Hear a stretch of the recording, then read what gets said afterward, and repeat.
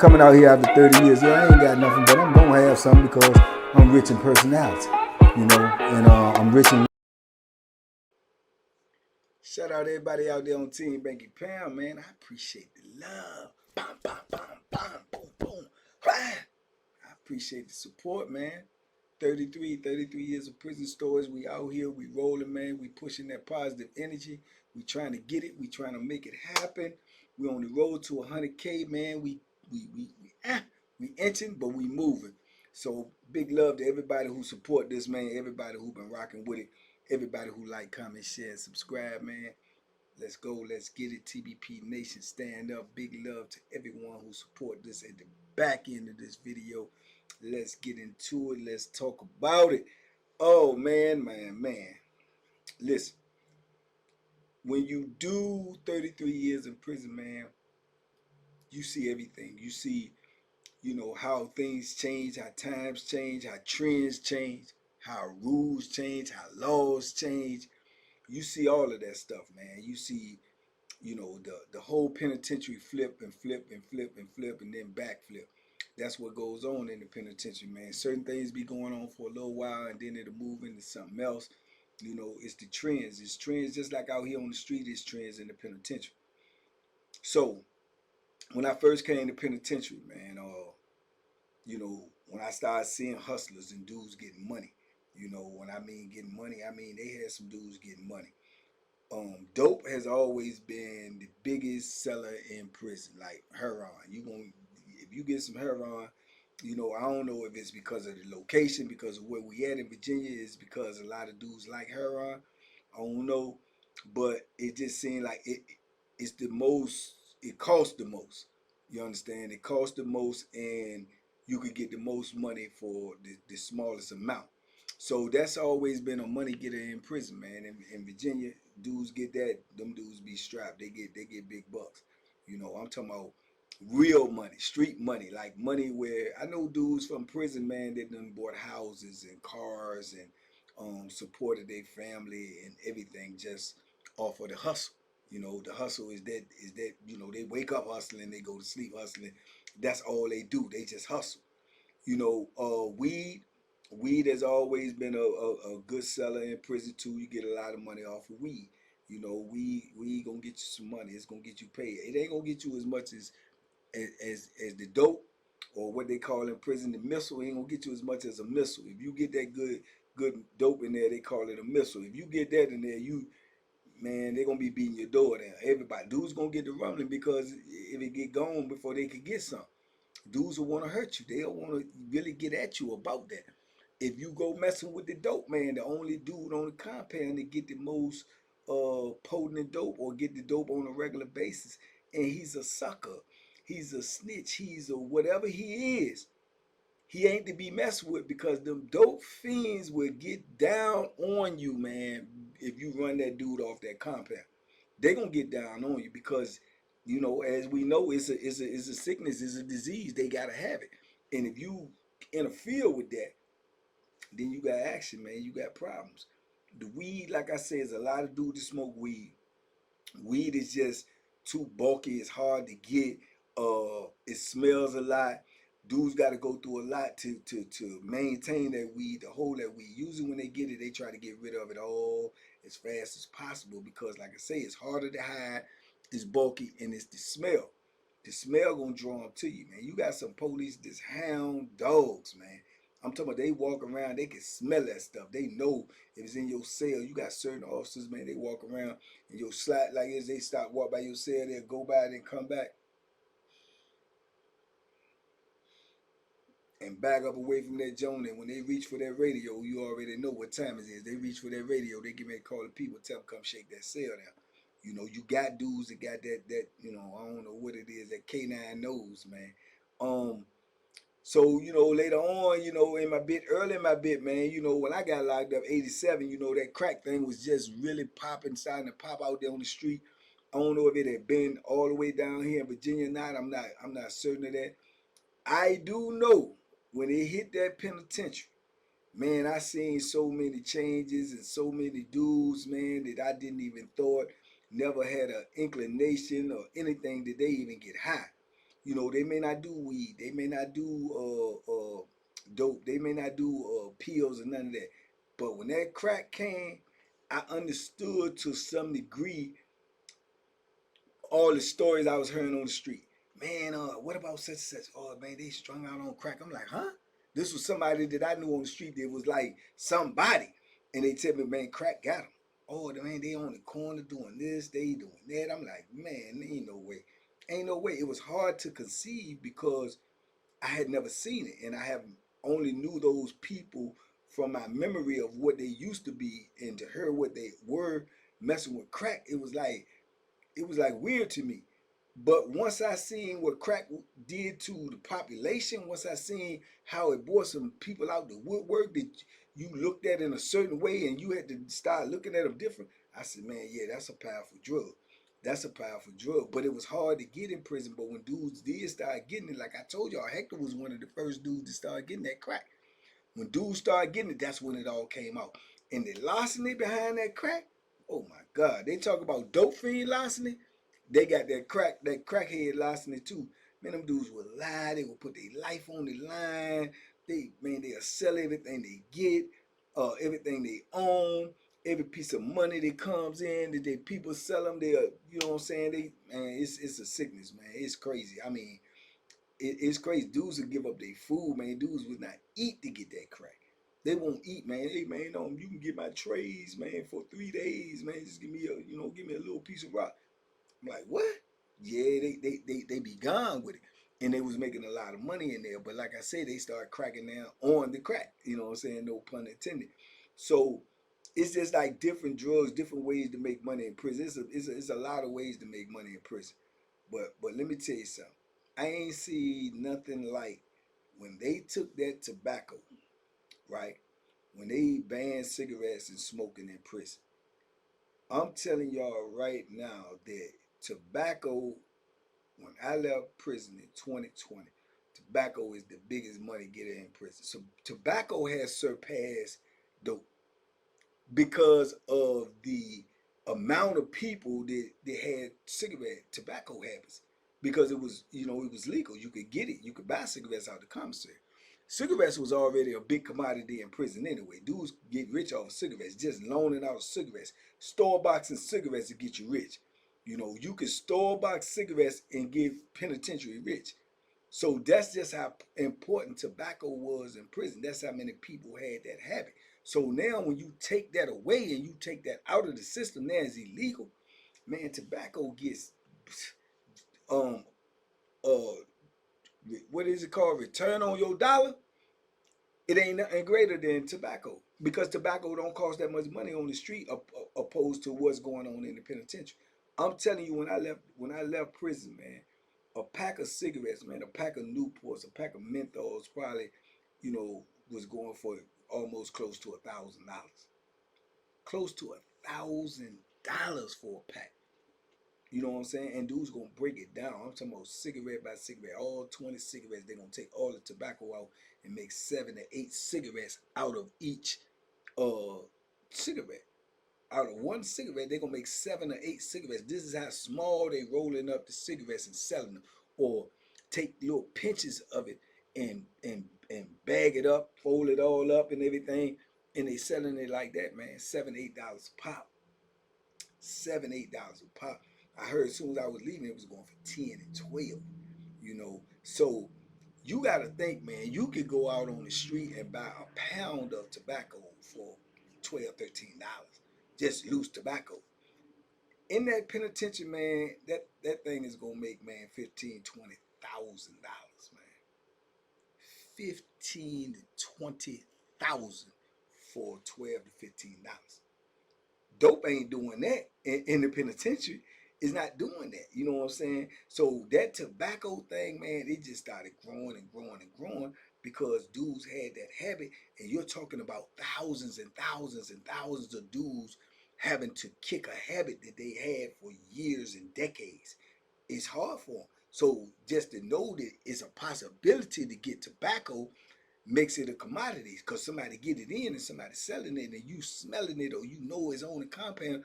The drive for you to want it, the urge for you to want it. Dudes that don't get into no tomfoolery, they don't gamble, don't do nothing, but now they want cigarettes. So now they got to indulge into this world of paying and borrowing and you know what I'm saying? And it was getting dudes super late, man, super late, and it was getting the dudes that was selling it super rich. I'm talking about like super rich. Dudes was making thousands and thousands of dollars a week off of tobacco alone. Just straight tobacco. I told y'all about how it was up Wallace Ridge, man. We up Wallace Ridge and the urge for to smoke tobacco was so great that I'm telling you dudes was spitting out tobacco. The officers spitting out chewing tobacco. And dudes was picking it up and burning it and stuff and then reselling it and selling it for top dollar. Dudes still buying that. It's been in somebody's mouth. You know what I'm saying? That's how much dudes want to smoke. I'm telling you that tobacco is the #1 money getter in the penitentiary now that I know of in Virginia. I don't know what's going on nowhere else, but I know in Virginia tobacco will legitimately get you rich. You know, it'll get you rich. If dudes is getting it and police is being corrupted just by tobacco because the risk of them getting late or serious charge if they get caught is lower. You know what I'm saying? Okay, you breaking the law because you work for the state and you bringing in contraband, but the contraband that you bringing in is not illegal on the street. It's illegal for you to break the prison rules to bring something in. So you're gonna get fired, this, that, and the third. But as far as them to bring legal action on you for transporting drugs or something like that, it's not even considered a drug. So this makes corrupting a CO or flipping a CO or getting a roller, what we call it, even easier because they're more apt to take that risk because that risk is not a greater threat to them on the street. And you talking about getting a dude $1,000 for him to go to the store and get you whatever cigarettes cost out here on the street now, 15, 16, 20, whatever it is, 25, 30, whatever, however much it costs. And you talking about getting them 1,000? And how many people you think gonna turn that down? How many COs you think can turn that down if they figure they can get it in? Just a little small pack of cigarettes. They gonna get on it, man. They jump on it. You know what I'm saying? And then a lot of them is bringing it in, and it be the ones that you wouldn't even suspect. Say you could bring in two, 3 packs of cigarettes a week. You talking about making $3,000 a week, and you working here, and you ain't making $3,000 a week on your job. And the you know what I'm saying, the risk, is it worth the reward? They most of them saying yeah. You know, all you got to do is really show them the money and let them know you serious. Look, man, I got this. Woo, woo, woo. And it's that easy, man, because them cigarettes, man, is crazy. I told y'all, man, that, man, I done been on compounds where dudes that got money. I told y'all about the Power 10 story when the white boy was back there and the whole dudes was getting locked up, getting tobacco, you know, suitcase in the tobacco, taking it back there because he had a dude back there that had, you know, he had people on the street that had a lot of money. And he buying all tobacco, no matter what the price and no matter how much you got, he wanted all because he had a serious tobacco smoker habit. So everybody trying to sell him tobacco. Dudes is getting cigarettes just trying to get it to him. Man, they had dudes that work back there in the library. The library, they come around with a push cart, right? Where you could check out books once a week. Man, the dudes was cutting holes in the book and packing it with tobacco and taking it back there and giving it to them to get that money, man. $500, $600, $700 a pop, $800 a pop. You know what I'm saying? That's money in the penitentiary. That's big money. You know what I'm saying? Ain't no whole lot of dudes gonna get nobody on the street to send them an $800 money order, $600, $700. Ain't nobody doing that unless you first coming in the penitentiary and you got to get all your you know what I'm saying, you got to get all your electronics, all your clothes and your cosmetics or whatever. But other than that, dudes ain't getting that type of money coming in on so you can take some tobacco back in the jail. Psh, man, they was on it, man. I'm telling you that tobacco is money in the penitentiary. I know dudes that done started businesses because they done made so much money in the penitentiary. I'm talking real talk. I'm talking about, I know dudes that got trucking business. I know a dude in particular, he got 4, 5 trucks on the road up and running. I'm talking about 18-wheelers, box trucks, and everything. From sending money home, and he funding the business. He started the business. He's funding the business. I know dudes that done bought their women cars from the penitentiary off of this tobacco. Dudes that done put down payments on houses for their wives. Dudes that done put college tuition money together for their kids, their grandkids, all off of tobacco. The hustle is deep in the penitentiary, man. And dudes get to it. They get to it, man. You know, I mean, they get to it. If there's a way that they could get to that dollar, you got dudes in there that's thinking all day about how they could get to that dollar. You got dudes that's all they do. They wake up with the hustle, the grind, to go get it. That's why you see a lot of dudes come out and they still got that drive, that effort to work every day, because this is what they did in the penitentiary. It's the mentality that you got to get up and go get it, because ain't nobody in the penitentiary gonna give you nothing. I mean, absolutely nothing. Everything in there costs something. You ain't getting nothing for free. Not one thing. You know what I'm saying? If you give a dude a sugar twin and you just and he just give you one, or he just give you a sugar twin and he don't ask you nothing for it, you can rest assured before the week over, he gonna ask you for something. That's his get back. Oh yeah, hey man, hey look, you got a what's the name? All because he gave you that sugar twin. See what I'm saying? So it ain't nothing for free. Nothing in the penitentiary is free. Not even advice. You know, not even advice. You know what I'm saying? Dude, look at that. What you asking me for? You know what I'm saying? What you asking me for? So that's just what it is. But that tobacco, man, it changed the whole penitentiary. Now I don't know if the administration knew what it was gonna do. I don't even know if they know or care or whatever. But for them to take that out there, that mean they was losing a lot of money. But like I say, with that also, you know, with money anywhere on the street and in the penitentiary, money brings about violence. You know, so it's a lot of violence in the penitentiary too, caused from tobacco. Because you already know the rules and the regulations. You can't get nothing from nobody and play with their money. You can't do it, man. Not in the penitentiary, because you ain't got nowhere to go. You ain't got nowhere to hide. You ain't got nowhere to run. Dudes want their money. You know what I'm saying? And dudes will go out on the limb because they ain't got it, or they hoping they gonna get it. Or man, I done seen some good dudes. I mean some good dudes, man, get caught up in that tobacco, man. Get caught up in it, man, and step out there and get in debt, and then next thing you know, they in beefs. You know, and they become unbenefited. I've seen dudes go to war behind that, man, behind some money, behind some tobacco money. You know, behind, oh, you got the cigarettes, you can't give me nothing. Dudes be mad because they was cool with you, and you don't smoke cigarettes, and they do smoke cigarettes, and now they done took the cigarettes, and you got access to cigarettes, and you selling cigarettes, and you won't just keep giving it to them. You gonna become unbenefited. Y'all been cool for 5, 10, 15, 20 years, but now you got a viable way to make money, but he expect you to give it to him because of your friendship. Because of your friendship. I had a couple of dudes I came unbenefited from for that same reason. You know what I'm saying? And you can give them some, but it ain't never gonna be enough. Man, hey man, I can go ahead and give you, you know what I'm saying, about 5, 10 cigarettes, dog, but I gotta make this money.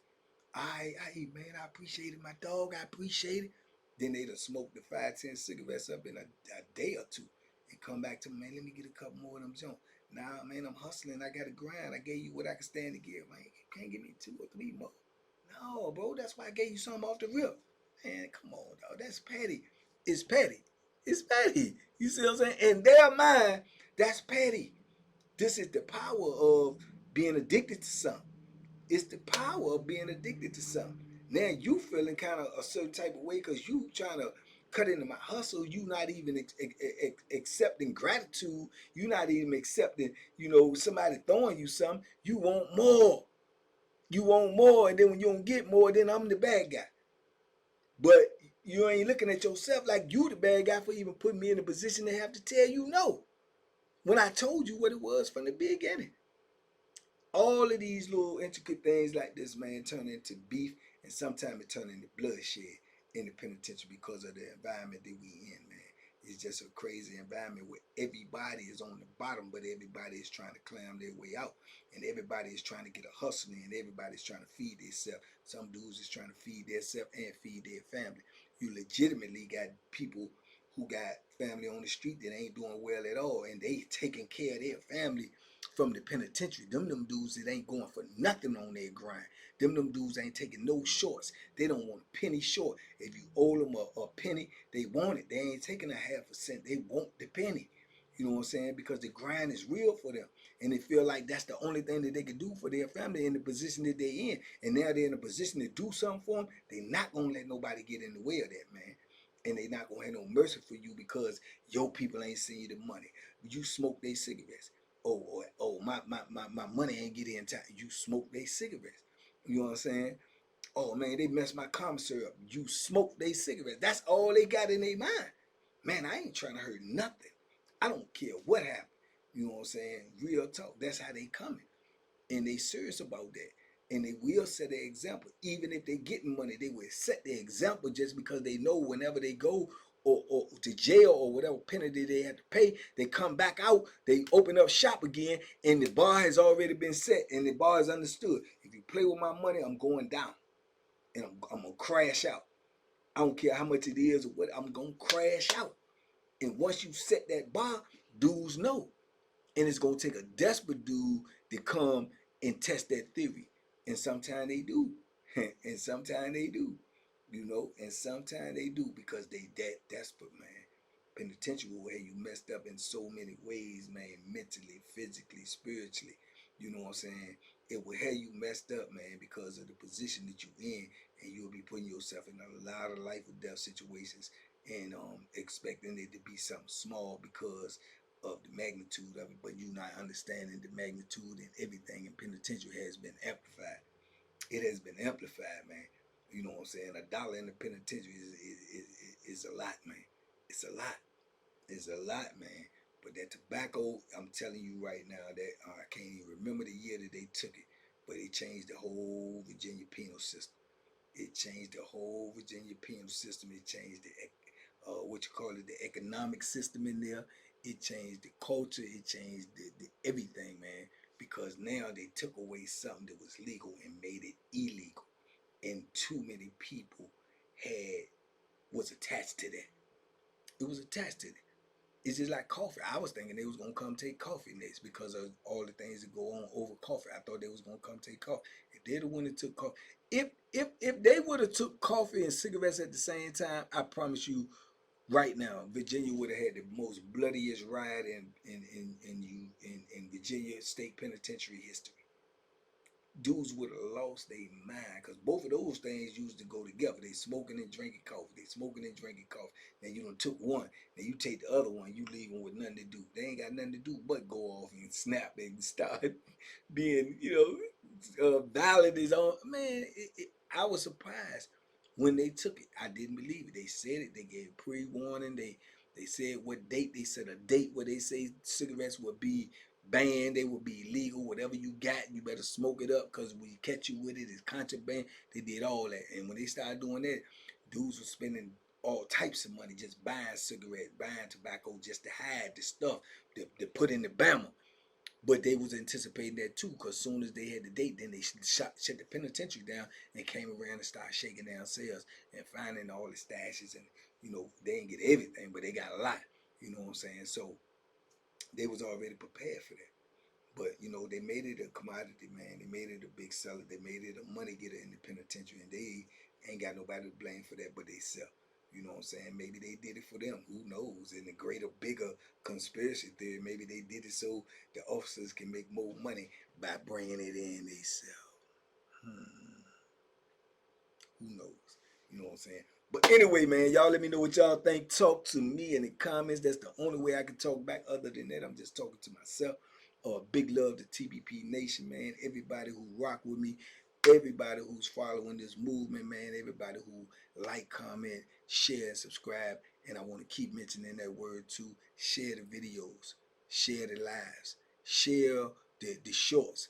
Share so people can know what we got going on over here, man, so they can come and be a part of this positive energy. Shout out to everybody who participated in the morning mud, Big love to y'all. Shout out to everybody who comes in at 6, man, and come in the door, liking the video, leaving a comment. Shout out to everybody who comes in the late night chat, man. Shout out to everybody who been rocking with these shorts that I've been pushing, man. Go to my short page, watch my shorts. If you see it on there, it's something I seen, it's something I like, it's something to entertain me. So I wanted to share it with y'all.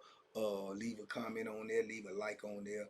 And man, just stay tuned, man. We working, man. We working the hustle, the grind. It just don't stop, man. We out here, TBP Nation. Y'all stand up, be safe, be smart, make good decisions. And by all means, man, duck them hooks.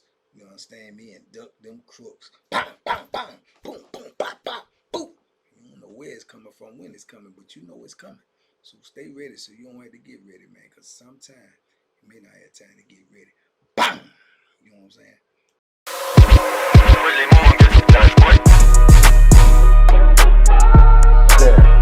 The banky special. Yeah. Pure deliciousness. Pure deliciousness, man. My name is Banky, man. Everybody calls me Banky. That's the name that I got from my grandmother when I was young. I'm coming out here after 30 years. Yeah, I ain't got nothing, but I'm gonna have something because I'm rich in personality, you know, and I'm rich in